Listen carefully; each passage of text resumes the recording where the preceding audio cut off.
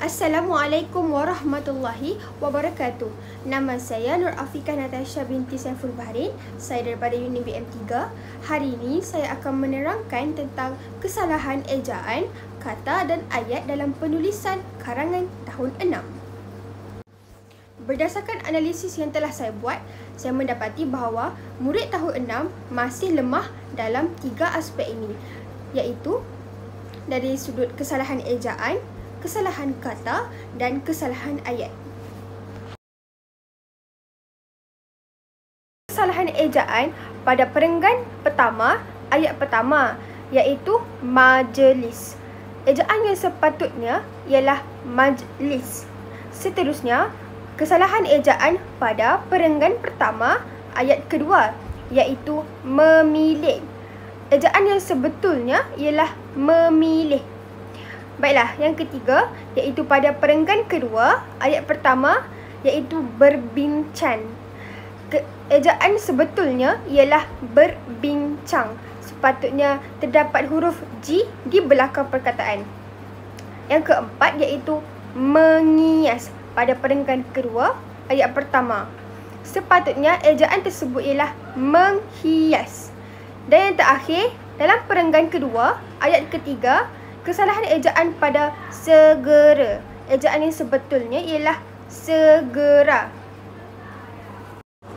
Seterusnya kita lihat kesalahan kata yang ada dalam karangan tahun 6 ini. Yang pertama, pada perenggan pertama ayat kedua, iaitu dari pelajar-pelajar lain. Di sini perkataan dari tidak sesuai digunakan. Sebaliknya, mesti digantikan dengan daripada. Penggunaan perkataan dari tidak tepat dalam ayat ini kerana dari digunakan untuk menyatakan tempat, masa dan juga waktu, manakala daripada digunakan untuk orang atau membuat sesuatu perbandingan. Kesalahan kata yang kedua ialah dalam perenggan kedua ayat pertama, iaitu cantik atau menarik. Sebaliknya, pembetulan yang perlu dibuat ialah cantik dan menarik, bukan atau, kerana perkataan dan serta atau tergolong dalam kata hubung gabungan yang menghubungkan dua klausa atau lebih apabila memiliki sifat yang setara. Kata hubung atau tidak sesuai digunakan kerana perkataan cantik dan menarik menunjukkan menggabungkan dua makna yang mempunyai kesinambungan. Seterusnya kita lihat kesalahan kata yang ketiga, iaitu boleh membeli semua. Di sini perlu digantikan dengan mesti membeli semua. Hal ini kerana penggunaan kata bantu boleh tidak sesuai, kerana boleh menunjukkan pilihan untuk melakukan suatu perkara, manakala mesti digunakan untuk menjelaskan suatu kewajipan ataupun tindakan yang perlu dilakukan dengan segera. Seterusnya, kesalahan kata yang keempat ialah pada perenggan ketiga ayat kedua, iaitu pada makanan kerana sedap. Di sini penggunaan kata hubung kerana tidak sesuai. Sebaliknya perlu digantikan dengan kata hubung yang menjadikan ayat tersebut makanan yang sedap. Seterusnya yang terakhir ialah pada perenggan kedua ayat kelima, iaitu setiap pak biskut, yang perlu digantikan dengan beberapa pak biskut.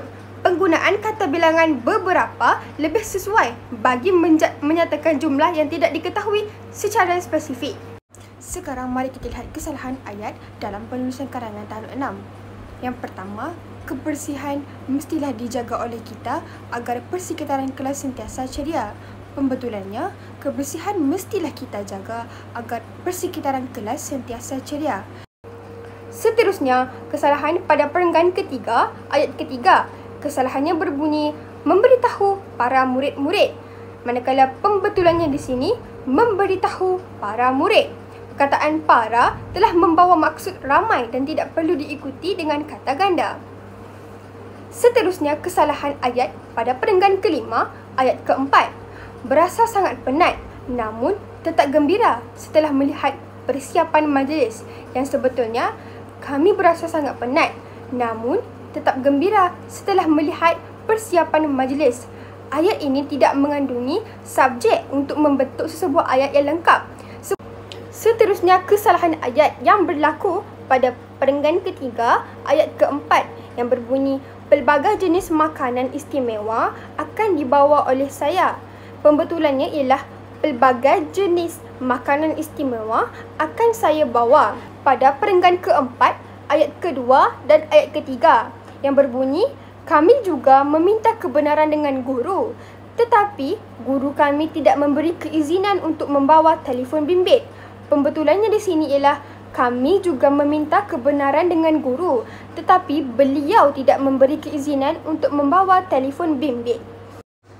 Itu sahaja penerangan daripada saya. Sekian, terima kasih.